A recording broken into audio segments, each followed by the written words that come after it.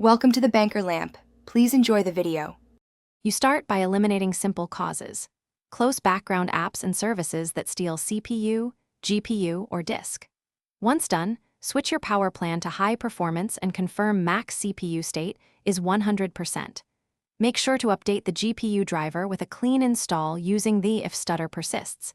This removes driver corruption.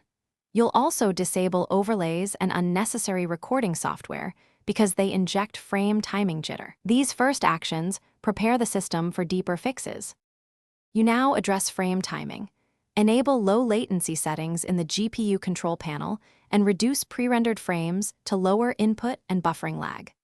Next, match your in-game frame cap to your monitor's refresh rate to prevent frame pacing spikes. For example, cap at 144 for a 144 Hz screen. Use an external frame limiter like RTSS for consistent delivery. And if you have adaptive sync, G-Sync/FreeSync, disable classic V-Sync to avoid double buffering. These steps stabilize timing and reduce stutter. You finish by eliminating I/O and software conflicts. Monitor disk and network I/O, temporarily disable Windows search and scheduled antivirus scans while testing. Once done, create a clean user profile or boot safe mode to see if a driver or startup app causes stutter. If performance improves, reintroduce services one at a time to find the culprit.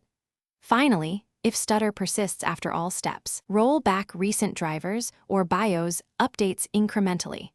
This targeted revert often results.